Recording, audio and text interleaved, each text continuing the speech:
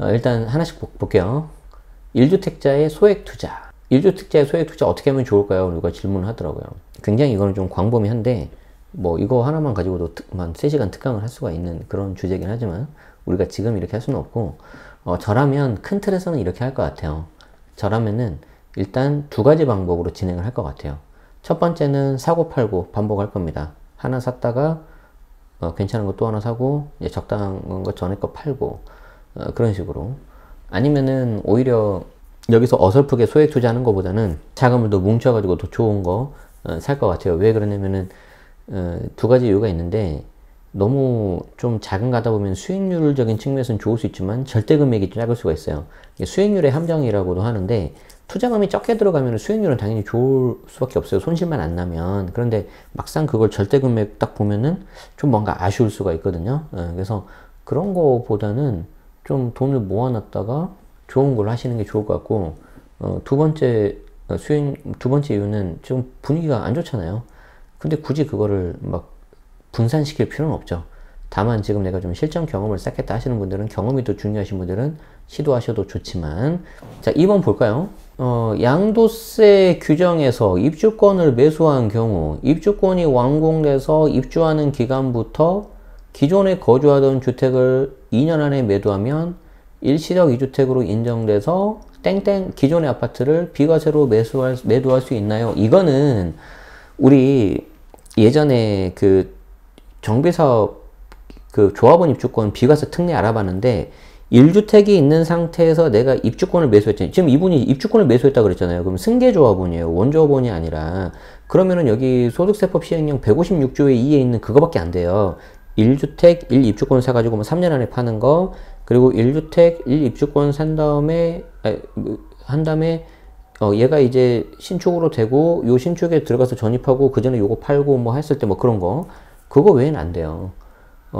여기서 이제 요게 이제 두 번째 그 말씀하시는 것 같은데, 기존에 거주하던 주택을 2년 안에 매도하면 일시적 2주택으로 인정될 수 있긴 있겠죠. 다만 요 입주권 신축됐을 때 저기 들어가 살아야 돼요. 그러니까 지금 너무 막연하게 적으셨어요. 이렇게 적으면 나도 막연하게 피드백 줄 수밖에 없다는 거죠. 그러면 이제 요거가 궁금하고, 근데 또 여기 이제 질문한 게 이거예요. 그러면 이번에 바뀐 규정대로 일시적 2주택으로 인해 양도세를 비과세로 인정받으면, 이번에 바뀐 규정대로 요 일시적 2주택, 그러니까 완전히 지금 머릿속에 이분은 짬뽕 돼 있는 거야. 이번에 바뀐 규정의 일시적 2주택은 주택이에요. 근데 요 위에 있는 사례는 주택 입주권이에요. 두 개는 달라요. 어쨌든 헷갈려지는 것 같고, 또 질문이 뭐냐면, 일시적 2주택 조금 바뀌었는데 이제 1년에서 2년 늘어난 거 말씀하시겠죠? 그럼 양도세가 비과세가 되면 취득세와 함께 연동돼서 취득세 중과가 안 될 수도 있냐? 그런 건 없어요. 그런 건 없어. 그래서 조금 죄송하지만 이분은, 질문 주신 분은 너무 본인에 맞게 유리하게 지금 해석하고 있다. 그러시면 안 된다. 그래서 제가 그 내용을 제가 적어놨어요. 그리고 이제 여기다는 제가 적지 않았는데, 막 분양권도 있고 일주권도 있고 막 그랬어요 지금. 그래서 정보가 너무 없다. 그래서 요 정도만 말씀드린다. 자, 3번 잘 따라오고 계시죠? 분양권 잔여증여. 현재 분양권 2개 포함 3주택인데 분양권 이제 1, 2가 있다는 거죠. 그 중에서 분양권 2번은 올해 5월 달에 피를 주고 매수했는데 현재 마피 상태다. 이제 떨어졌다는 거예요.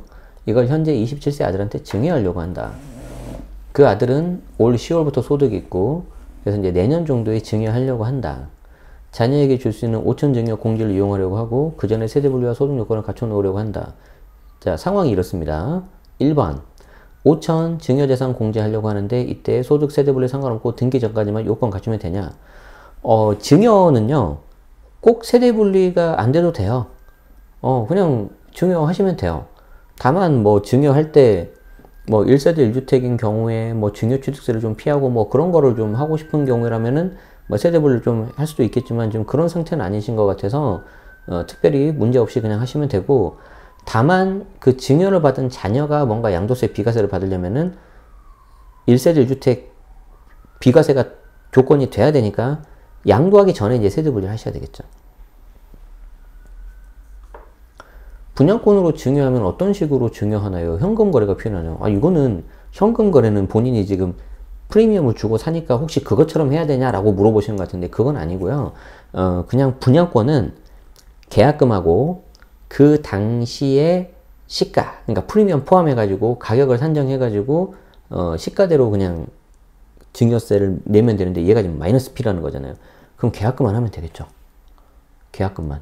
근데 계약금 해당되는 분이 아까 증여재산 공제 5천 써가지고 뭐 거의 안 나올 수도 있을 거고 아니면 조금 나온다 하더라도 거기에 대해서는 이제 좀 증여세 내면 되겠죠.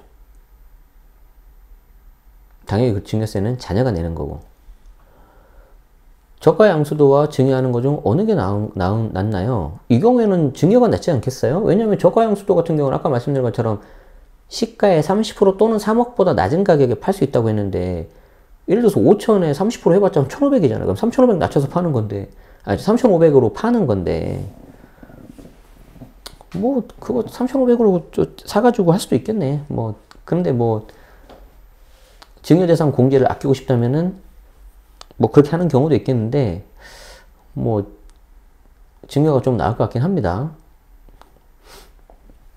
이제 아마 제가 봤을 때는 질문 주신 분이 30%하고 3억을 비교 안 하고 3억까지 싸게 할 수 있으니까 아예 그러면 공짜로 팔 수 있는 거냐 이렇게 착각하신 것 같아요. 그러진 않다. 신고가액보다 낮아서 양도 차익이 없고 5천 증여공제 이용하면 양쪽 모두 세금 없고 취득세. 취득세는 지금 분양권 상태이기 때문에 파는 사람 사는 사람 취득세는 당장 걱정 안 하셔도 돼요. 다만 이제 그걸 이제 주택으로 돼서 잔금 치를 때 그때 이제 취득세를 내는 건데 아까 이제 주택수가 조금 있었잖아요. 지금 다 3주택자잖아요.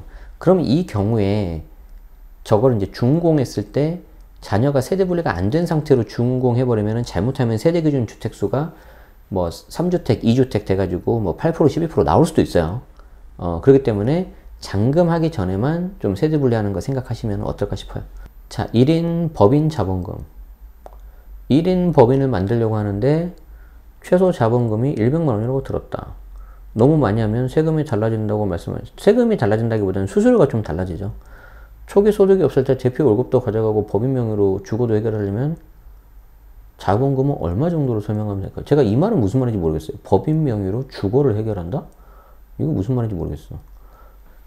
자본금은 정해진 거 없어요. 이게 말씀하신 것처럼 정해진 게 없는데 저라면은 한 1,000에서 3,000 정도 적당하게 그냥 할 것 같아요.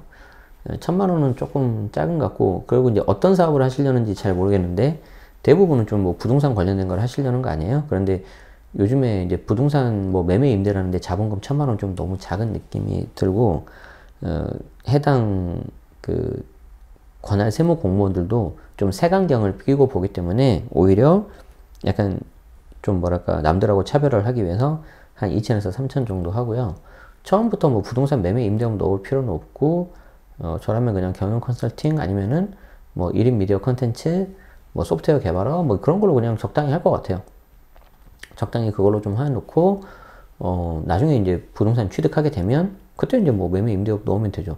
다만 그때 추가하라는 거는 사업자 등록증에 하라는 거고 정관에는 이미 그 내용이 다 들어가 있어야 되죠. 그래서 지금 여기 보면은 사업자 등록증에는 알려주신 것처럼 업태에 나중에 할 수 있는 거 다 넣을 거고 사업자 등록증에 넣는 게 아니고 정관에 다 넣는 거죠. 그래서 지금 정관하고 사업자 등록증을 좀 헷갈리신 것 같고 우리 그 강의에서도 몇 번 말씀드렸지만 정관 이게 이제 정관이잖아요. 예, 정관에다는 뭐 여기 있는 거 다 넣으시면 돼요. 이게 이제 제 건데 요 정도 오면 충분하고 속눈썹 네일 아트는 안 하셔도 되고 이건 제가 와이프 때문에 넣어놨고 그리고 이제 요걸 이제 등기를 한 다음에 그 다음에 이제 사업자 등록증을 내죠. 그러면 그 사업자 등록증을 낼 때 여기 이제 업태 그리고 이제 종목 이렇게 있는데 여기에 이제 메인 업종을 맨 위에다 넣는 거예요. 그렇게 하시면 돼요. 자, 5번. 현재 부천 거주 중에 있습니다. 직장이 인천이라 송도를 이사를 생각하고 있습니다. 언제 송도 입주 물량을 고렸을 때 23, 24, 25 언제가 적기라고 생각하십니까? 참고로 인천에 입주 물량이 많은데 부천에 또 영향을 얼마나 미칠까요? 이거는 제 영역이 아니라 뭐 제가 어떻게 다 뭐 이런 것까지 다 알겠습니까? 근데 여기서는 그 뭐지 힌트를 그래도 이분이 주셨죠. 직장이 인천이라 송도로 이사 생각하고 있다. 그러면은 직장도 좀 해결하고 실거주도 여기서 하려고 하시는 거잖아요. 저는 그런 경우라면은 굳이 뭐 이거를 기다릴 필요가 있을까요? 다만 저라면 이렇게 하겠죠. 이왕이면은 23, 24, 25 중에 좀 빨리 저는 할 것 같고요. 다만 뭐가 문제예요? 금리가 너무 높잖아요. 그래서 금리가 예를 들어서 하락하는 시점이 누구도 알 수는 없지만 뭔가 뉴스에서도 좀 그 인상폭을 좀 줄이거나 뭐 예를 들어서 뭐 한 1년 정도 후에는 좀 내려갈 것 같다라든지 그런 내용들이 나오면 저는 조금 일찍 들어가겠다. 그렇게 해가지고 변동으로 받고 그렇게 해가지고 저는 좀 남들보다 약간 좀 빨리 할 것 같아요. 그러면은 뭐 한 6개월에서 1년 정도는 내가 이자를 좀 더 내긴 하겠지만 대신에 좋은 물건 잡을 수 있잖아요. 금매로 좀 잡을 수도 있고. 근데 남들 다 이제 금리 떨어졌다는 거 인식하고 똑같이 경쟁하면은 그만큼 뒤처질 수 있겠죠. 그래서 남들하고 반대로 가는 게 되는데 이분은 그래도 좀 해볼 만한 게 투자용이 아니라 자기 실거주하면서 직장 통근하고 그럴 거잖아요. 그렇기 때문에 이게 더 낫지 않을까 싶습니다. 그리고 이제 부천에도 영향을 좀 미치겠죠. 이제 위치에 따라서 조금씩은 다를 수 있지만 송도는 물론 좀 더 들어가긴 하는데 거기서 좀 나오면 옆에 부평구 바로 있고 그 옆에 이제 부천 바로 있고 그렇게 되니까 영향을 안 미칠 수가 없어요. 그리고 부천도 물론 좋긴 하고 중동, 상동 다 좋긴 하고 그렇긴 하지만 조금 더 들어가면은 송도는 좀 약간 느낌이 좀 되게 다르잖아요. 물론 이제 송도도 있고 인천에 뭐 검단도 있고 청라도 있고 하는데 그냥 개인적으로는 그래도 이제 인천의 대장이 송도니까 거길 먼저 보지 않을까요, 사람들이? 예, 청라도 좋고 뭐 검단도 좋고 뭐 그렇긴 하지만 저는 그렇게 생각합니다. 그래서 이왕이면 그 중에서 제일 좋은 거 잡으셔가지고 한 단지를 한 2개, 3개 정도 찍어 놓고 최소 한 달에 한두 번 정도씩은 가격 모니터링하고 동시에 금리 체크하면서 내가 필요한 자금이 얼만지 뭐 예를 들어 3억이다. 근데 지금 금리 수준에서는 요 정도 이자 나오니까 좀 부담이 된다. 그럼 좀 더 기다리자. 그렇게 해서 그 기다리는 것과 내가 좀 협상권이 있는 거기에 대한 두 가지를 잘 이렇게 맞춰가지고 들어가 버려야 되겠죠. 6번 양도세 중과 관련된 요거는 좀 잘 보세요, 여러분. 여러분들이 이제 12월 달 아마 절세 테마 주제가 이건데 주택임대사업자 관련된 내용인데 이제 미리 좀 약간 예습한다고 생각을 하시면 돼요. 자, 오피스텔이 2018년 10월 17일 날 취득을 했네. 뭐 취득가 이렇게 되고 명의 단독 명의고 전용 42 4년 단기로 했고 벌써 여기가 이제 잘못하신 거예요. 8년짜리로 했어야 되는데. 그리고 자동 말소 예정일은 22년. 그리고 세대 기준으로는 주택수 2개 있고 잘 정리해 주셨어요. 이 정도는 기본적으로 여러분들이 적어주는 게 좋아요. 그래서 거주주택 하나 있고 임대하고는 오피스텔이 한 채가 있다. 딱 2개 있다는 거죠. 그리고 이제 오피스텔 정보가 이건 거예요. 그래서 이제 질문을 주는데 그 이번 오피스텔을 16년 4월 20일 계약했고 18년 10월 17일 잔금 치렀고 그러니까 이때 계약이 분양권인 것 같아요. 그리고 중간에 뭐 묵시적 갱신하고 청구권 쓰고 5%만 올렸고 그리고 17년 8월 3일 이후에 취득해서 조정대상 지역이고 23년 5월 9일 해가지고 매도하면 양도세 중과 대상 이게 본인이 다 알고 계세요. 중과 배제 대상 공부하신 걸 해가지고 그래서 결론이 뭐냐면 24년 12월 14일에 양도하면 양도세 중과 배제 가능할 거냐 이거예요. 여러분 대답해 보세요. 속으로 양도세 중과 배제 피할 수 있어 없어요? 이 사람 계속 조정이라고 가정하고 아까 제가 잠깐 답을 말씀드리긴 했는데 이분이 조금 아쉬운 게 뭐냐면 임대주택으로 등록을 해서 혜택을 받을 수 있는 게 아니라 요건을 갖춰서 등록을 하셨어야 되거든요. 요건을 갖춰서 근데 그 요건 중에서 좀 잘못 맞추신 분이 있어요. 그래서 이 경우에는 중과 배제가 불가능할 것 같아. 자, 뭐냐면 이거예요. 세법에서 말하는 장기 임대주택을 해야 돼요. 저는 민간 단기가 아니라, 그러니까 이거 준공공이 아니라 민간 단기로 했는데요. 그게 아니고, 여기서 장기 임대주택은 세법에서 쓰는 용어예요. 민간 임대주택에 관한 특별법, 민특법에서 쓰는 거는 뭐 민간 단기다, 장기 일반 민간 임대다, 준공공, 뭐 구준공공 이렇게 있는데 다 필요 없고 세법에서는 이렇게 보고 있는 거고, 왜냐하면 이분이 지금 원하는 게 양도세 중과 배제잖아요. 세법이잖아요. 자, 그렇기 때문에 어떻게 해야 되냐면 지자체하고 관할세무서 양쪽 모두 등록을 하셔야 되고요. 임대 개시당, 요거는 하셨겠죠, 그분이. 그리고 임대 개시 당시 기준시가가 6억이어야 되고, 요거 맞췄겠죠. 근데 여기서 틀렸잖아요. 2018년 4월 1일 이후에 등록하는 경우에는 구준공공 장기로 등록했어야 돼요. 근데 지금 여기 이분은 어떻게 했어요? 4년으로 등록했잖아. 이렇게 했는데.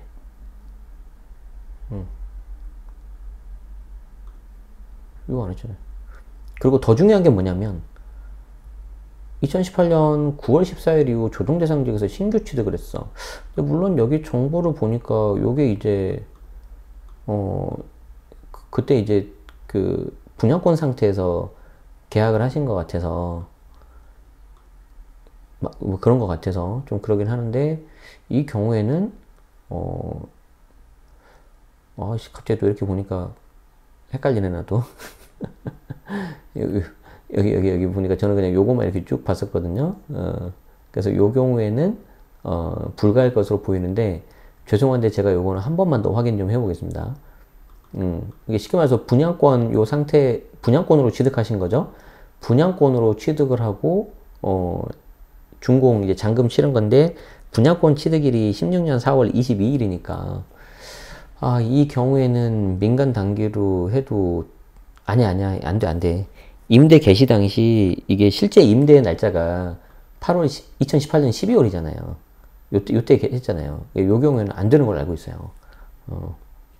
지금 조정 대상 지역인 거죠. 네. 그래서 이게 피드백 주는 게 이렇게 어려워요. 혹시라도 제가 좀 더 알아보고 잘못되면 뭐 밑에 댓글로 좀 남겨놓도록 하겠습니다. 사례 6번 해가지고. 네. 자, 그리고 그 다음 이제 중요한 게 뭐냐면 중과 배제는 좀 그 부분 제가 다시 한번 체크할 거고, 24년 12월 14일 이후 매도할 때 거주 요건 2년도 충족해야 될까요? 거주는 상관없죠. 왜냐하면 내가 일반 과세 받는 게 목적이라면은 거주 요건은 필요 없어요. 상관없고, 일시적 2주택 비과세도 가능하냐? 일시적 2주택 비과세는 지금 거주주택이 언제 취득했는지가 몰라요, 지금 제가. 근데 일시적 2주택 비과세는 안 되죠. 왜냐하면 지금 여기 지금 오피스텔 같은 경우에 잔금 치른 게 2018년이잖아요. 이미 넘어버렸어요. 이미 넘어버렸고, 그나마 지금 비과세를 받으려면은 이 거주주택 그 비과세, 요게 이제 155조 20항에 있는 거, 거주주택 비과세 특례 요거는 좀 가능할 수 있어요. 그런데 이거 하지 마시고요. 그냥 초 오피스텔을 파세요. 그리고 1주택 비과세 받으세요. 이건 제가 확실히 말씀드릴 수 있어요. 요게 훨씬 안전해. 이게 훨씬 안전해. 게다가 이제 말소가 되잖아요. 단기로 등록하셨기 때문에 그런 경우라면은 저는 그렇게 하시는 게 좋겠습니다. 자, 정리하겠습니다. 이분은 지금 거주주택이 하나가 있고 임대주택 등록한 오피스텔이 있어요. 이 오피스텔이 제가 봤을 때는 양도 당시 조정대상 지역이라고 한다면 중과 배제가 안 될 것 같은데, 요건 제가 한 번 더 체크를 좀 해보겠습니다. 죄송합니다만. 자, 그리고 원래 가지고 있었던 요 거주주택을 비과세를 받으려면 거주주택 비과세 특례는 가능할 수 있겠으나, 이 경우에는 더 꼼꼼하게 따져봐야 되고 실제 상담도 하셔야 되고 세무사님하고 해야 되고 그러기 때문에 그냥 이 오피스텔을 매각하십시오. 그리고 나서 요거를 1주택 비과세 받으세요. 그게 제일 안전합니다. 그리고 뭐 혹여 거주하고 있는 주택이 투자 가치가 있다면 저는 그냥 계속 가지고 있을 거예요.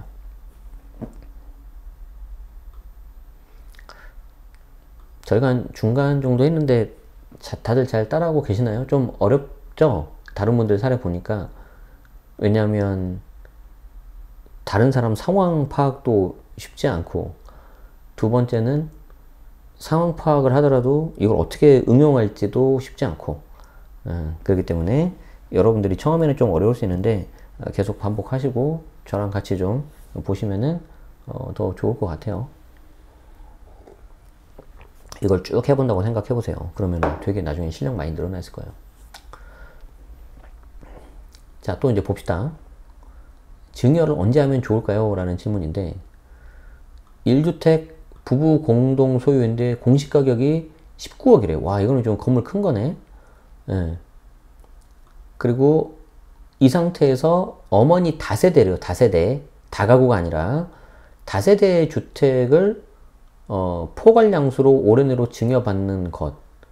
그리고 임대사업자 부허로 증여받는 것. 그러니까 결론이 뭐냐면 고가주택이 지금 하나가 있어요. 이분은 지금.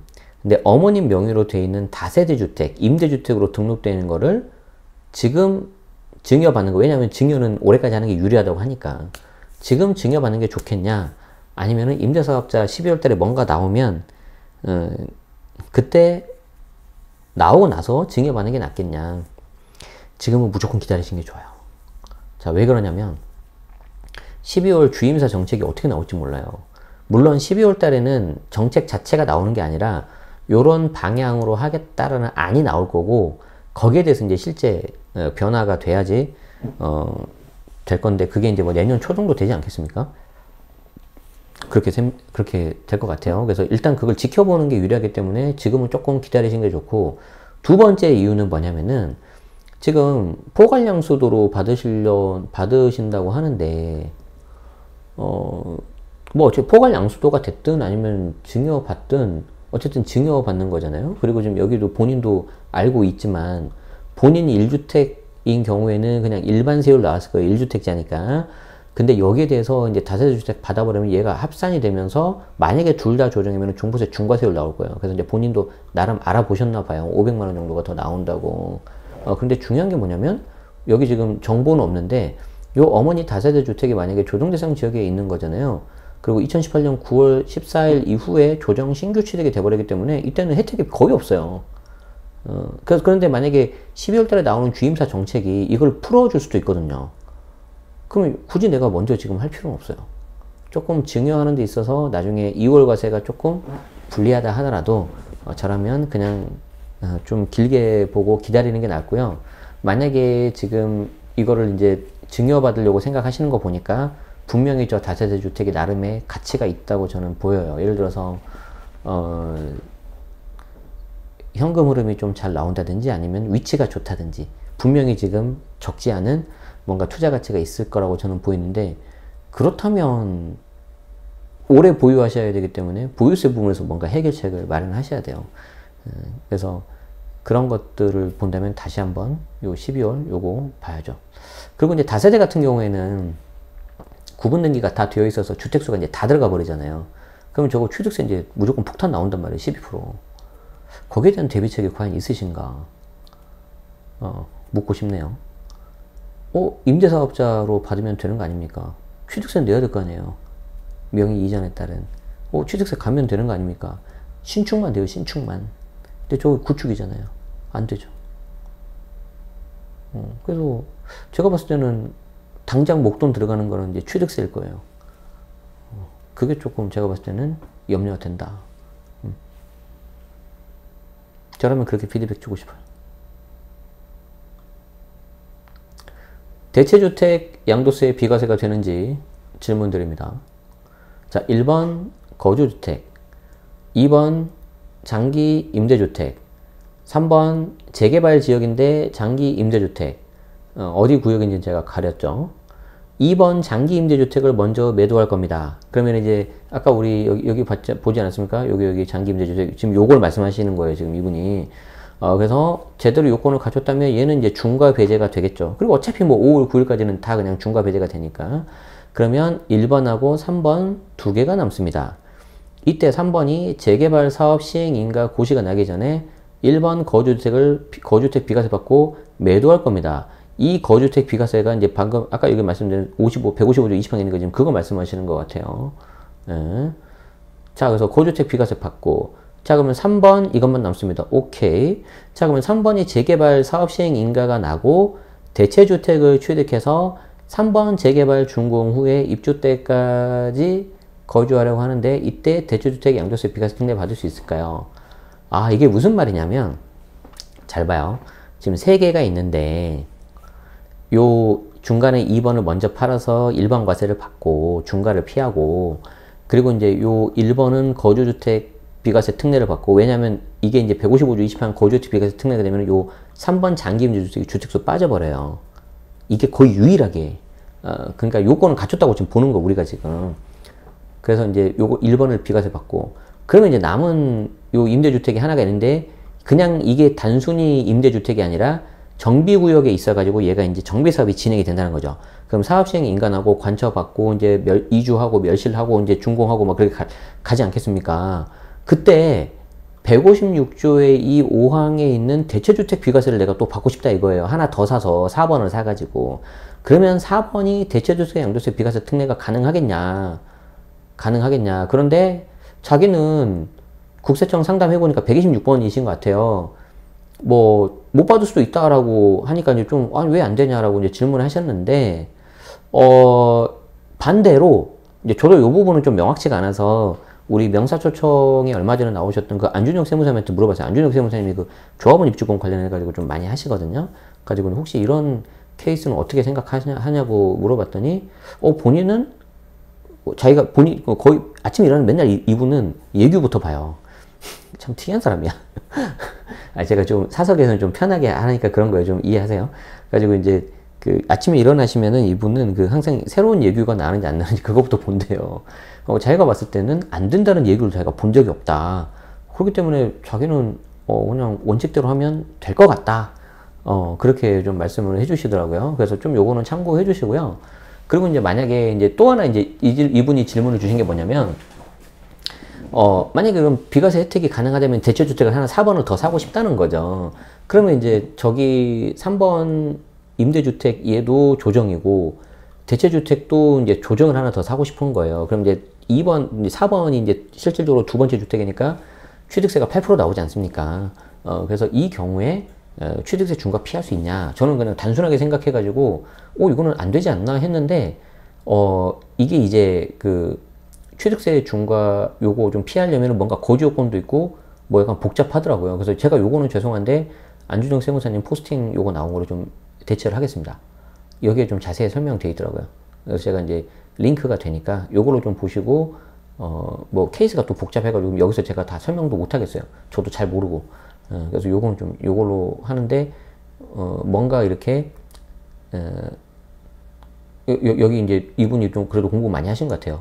뭐 사업 시행 인가 후에 이때 하면은 취득세 중과되고, 관처 후에 하면은 취득세 중과 안 되는 거, 요 경우에도 구분이 되긴 하는데, 요 대체주택에 거주를 하셔야 되더라고요. 당연하죠.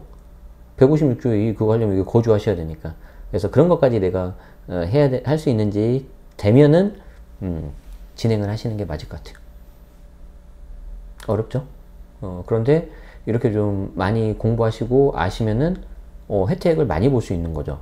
요거 중과 피해버리고, 얘는 비과세 만들어버리고, 얘도 나중에 이 3번은 이제 재개발이 되고 나면 거기 이제 실제 들어가 사실 거예요, 이분은. 그리고 그 과정에서 하나 더 사서 4번을 사가지고 그 4번을 비과세까지 받겠다는 거죠. 공부를 많이 하시면 이렇게 계속 써먹을 수 있습니다. 좋아요. 아무튼 잘 되시길 바라겠습니다. 한번 상담 받아보시고, 꼭 안준혁 세무사님 아니더라도 그 다른 분들도 한번 체크하셔가지고 검증을 또 같이 하시면 더 좋을 것 같아요. 그래서 이제 아까 우리가 이제 이거 처음에 말씀드린 것처럼 제 역할은 그냥 이 정도입니다. 여기에 대해서 좀 뭔가 가이드 드리고, 그걸 바탕으로 해가지고 뭔가 힌트를 얻어가셔서 실제 이제 검증하고 했을 때 여러분들이 좋은 결과가 좀 나올 수 있게 되면 좋을 것 같아요. 그래서 제가 이번 기수에 15기, 11월, 12월에 진행하는 그 정규 과정은 원래는 이런 식으로 줌 미팅을 해요. 2달 과정에 3번을. 한 번 하면 막 2시간, 3시간 해가지고 거의 막 6시간, 9시간 하는데, 다 해서. 근데 인원수가 예상을 했지만 이제 적게 당연히 모집이 됐겠죠. 그래서 그냥 오히려 개별 1대1로 그냥 제가 전화해드리겠다고 그렇게 했어요. 그래서 내년에 이런 걸 또 해볼까. 아무튼 고민이긴 해요. 자, 취득세 문의 드립니다. 자, 이거 잘 보세요. 이거 재밌어요. 17년 9월 A 아파트 매수 비조정, 19년 3월 B 아파트 매수 비조정, 20년 5월 관처 이후 멸실되기 전에 C 아파트 매수. 그러니까 멸실이 되기 전이니까 얘는 그냥 주택이에요. 그리고 현재는 멸실 상태. 그리고 20년 6월 21일 D 분양권 매수. 여기는 이분이 잘하신 건 뭐냐면 여기 날짜를 잘 써주셨어. 그렇기 때문에 제가 뭔가 피드백을 드릴 수가 있다. 자, 이렇게 요 상황입니다. 이 상황에서 1번 20년 6월 20일 계약한 D 분양권이 내년 5월 등기 이제 준공이 되는데 19년 12월 4일부터 20년 7월 10일까지 계약한 분양권은 준공 시점 잔금 및 주택수에 따라 취득세는 1에서 3은 1에서 3%, 4주택은 4%. 잘 알고 계시네요. 그러니까 우리 지금 다주택자 취득세 중과율 8%, 12% 되기 전에 한 번 또 개정했었던 규제했었던 게 4주택 4%가 있어요. 그러면은 이분이 이제 질문한 게 이거죠. 그러면 입주권도 주택으로 봐서 4주택 4% 봐야 되냐? 아니면은 1에서 3% 봐야 되냐? 입주권 같은 경우에는 그냥 조합원 입주권 같은 경우에는 20년 8월 10일 이후에 취득분이 취득세, 주택세 들어가기 때문에 여기 보시면 그냥 20년 5월이잖아요. 신경 안 써도 되죠. 그냥 1에서 3%. 1에서 3%. 그리고 지금 이분은 보세요. 분양권을 보면 얼핏 보면 네 번째 같잖아요. 네 번째 같은데 여기 C 입주권 요게 빠져버렸잖아요. 요게 빠져버렸잖아요. 빠져버렸기 때문에 얘 D 할 때도 그냥 어차피 그 전에 있던 거고 4주택 아니기 때문에 그냥 1에서 3% 나오겠죠. 자, 두 번째. 굉장히 길게 썼는데 결론이 뭐냐면 분양권 공동 명의로 지분을 1%만 넘겨서 와이프 명의로 잔금 대출을 일으키려고 한다. 그러면 1%를 받아가는 와이프는 취득세의 12%냐? 8%로 보이는데? 왜냐하면 보세요. 여기 입주권인데 왜냐하면 관차가 났잖아요. 관리처분이 났으니까 일단 입주권이란 말이에요. 그런데 20년 8월 10일 되기 전에 5월 달에 샀잖아요. 그럼 얘는 취득세 따질 땐 요게 빠진단 말이에요. 그러면 취득세는 A, B 두 개만 들어간 거지. 그러고 난 상태에서 D 분양권을 지금 일부 지분을 넘기면은 지금 취득한 거니까 얘가 3번이 되겠죠. 3번인데 비조정이잖아요. 3번인데 비조정이니까 8%겠죠. 저는 이렇게 봐요. 그리고 이제 좀 취득세 하시는 우리 명사특강에 있었던 김성범 세무사님한테도 혹시 몰라서 한번 여쭤봤어요.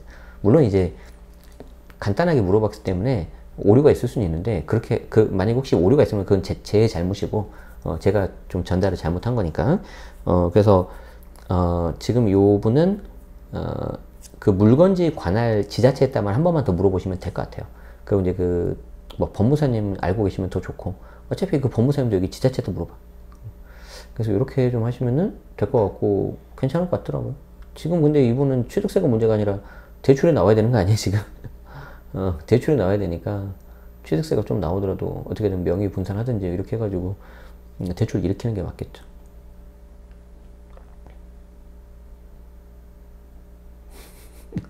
자, 10번 주택임대사업자. 자, 매입 임대사업자입니다. 그러니까 우리가 흔히 알고 있는 그냥 주택임대사업자라고 생각하시면 돼요. 거주주택 비과세 평생 한 번 혜택을 받았는데 또 다른 임대주택 취득일 상생임대주택 조건을 갖추면 이게 이제 14년 10월 달에 취득했더라고요. 한 번 더 거주주택 비과세 받을 수 있을까요? 2019년 2월 그때 이제 시행령이 바뀌었거든요. 그 전에 매입한 집이다. 시행일 이전에 매입한 집은 한 번 더 이 경우에는 횟수 상관없이 되는 걸로 제가 알고 있어요. 다만 직전 주택 양도 이후 분에 대해서만 비과세가 혜택이 되는 걸로 알고 있어서 전체 비과세는 불가한 걸로 알고 있으니까 그것만 좀 체크하셔가지고 진행하시면 좋을 것 같습니다.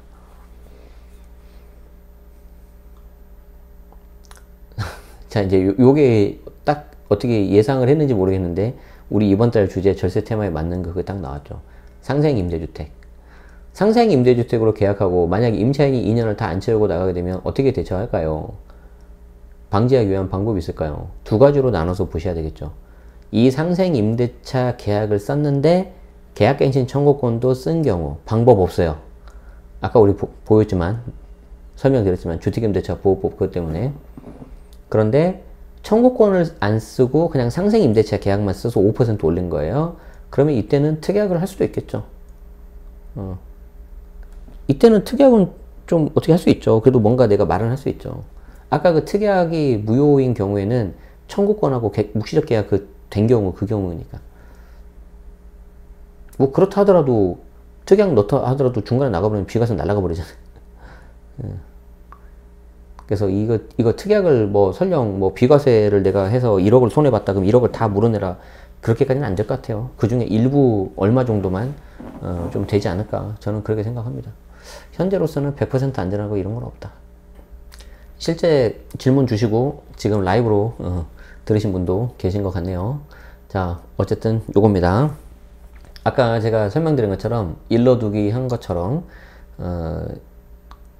뭐죠? 단순 참고만 하셔야 되고요. 중간에 제가 피드백 드리는 과정에서 일부 오류가 있을 수도 있습니다. 그거는 전적으로 제 잘못이니까 여러분이 널리 좀 양해해 주셨으면 좋겠고, 제가 혹시 몰라서 이제 뒤에 이제 공지사항도 있고 추천도서도 있어서 한 10개 정도 이렇게 뽑았거든요. 오늘 11개 가져왔잖아요. 그쵸?